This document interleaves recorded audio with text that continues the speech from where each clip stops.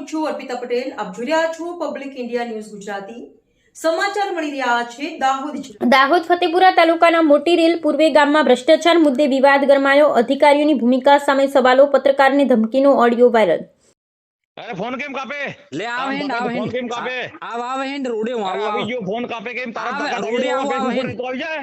લે રોડે આવ અરે આવી ગયો હમણાં આવ્યો લે હેન્ડ આવ હેન્ડ તો હું મોટી તૂપથી મારી ગઈ આવ ને તું હું આવું રોડે હેન્ડ આપણે આવી એનો નિકાલ કરી દીજે તો તારી માં શું લોડા નિકાલ કરજે આવ ને તું રોડે હમણે લે તો એટલો પ્રેસ રિપોર્ટ થી લોડા ફરતા ખબર સન્નો કામ ના હે પ્રેસ રિપોર્ટર લોડા કોઈ ફોટો આથી રિપોર્ટ તું તો આવ એમ નિકાલ કરી દીજે આવ તારા હેન્ડ હેન્ડ કઈ તાકાત છે લોડા એ ફોટો પાડીને મોકલવાની આવ હેન્ડ તું આવ હેન્ડ કોણ તારા કઈ તાકાત એમ કેમ તો આથી તું આવ કે તો કયો લોડા પ્રેસ રિપોર્ટર એવો મોટો આવ કે તું એમ આવી ગયો લે હમણાં આવ્યો લે બે હેન્ડ આવ મિનિટ હેન્ડ તો હું લેન્ડ તો મોટી તો છે આવ કે તું આવ કે એમ આ ઉભો હું આવ હેન્ડ દાહોદ જિલ્લાના ફતેપુરા તાલુકાના મોટી રેલ પૂર્વે ગામમાં ગ્રામ પંચાયત હેઠળ ચાલી રહેલા વિકાસ કાર્યોમાં ભ્રષ્ટાચારના ગંભીર આક્ષેપો સામે આવતા મામલો વધુ ગરમાયો છે. ગામમાં જૂના નાળાને તોડી નવા નાળાના નિર્માણમાં ગેરરીતિ, નીચ સ્તરની કામગીરી અને નાણાંના દુરુપયોગના આક્ષેપો સ્થાનિકોમાં ભારે ચર્ચાનો વિષય બન્યા છે. આ ગેરરીતિઓ અંગે સ્થાનિક મીડિયા દ્વારા ફોટા અને વિડીયોને આધારે હકીકતો બહાર લાવવામાં આવી રહી છે.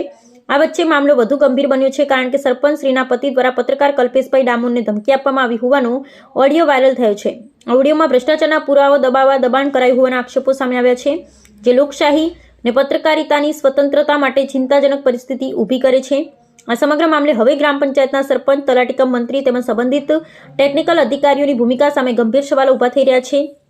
જો કામ નિયમો મુજબ થયું હોય તો આક્ષેપો કેમ, અને જો ગેરરીતિ થઈ હોય તો જવાબદાર કોણ? તંત્ર દ્વારા અત્યાર સુધી કોઈ સ્પષ્ટ કાર્યવાહી કે જવાબ ન મળતા લોકોમાં અસંતોષ વધી રહ્યો છે.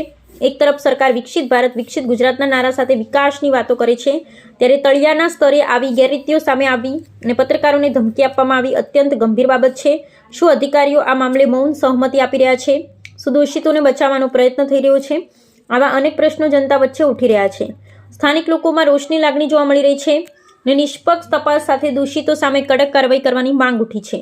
હવે જોવાનું રહ્યું કે જવાબદાર તંત્ર આ મામલે પારદર્શક તપાસ કરી સત્ય બહાર લાવશે કે પછી સમગ્ર મામલો દબાવી દેવામાં આવશે. સત્ય અવાજ, જનતાનો વિશ્વાસ, પબ્લિક ઇન્ડિયા ન્યૂઝ. જસુભાઈ ગણાવાને અમે સત્યની સાથે. પબ્લિક ઇન્ડિયા ન્યૂઝ ગુજરાતીમાં સમાચાર જોવા માટે ચેનલને લાઈક કરો, શેર કરો, સબસ્ક્રાઇબ કરો અને બેલ આઇકન પ્રેસ કરો, જેથી આપને નોટિફિકેશન્સ મળતી રહે.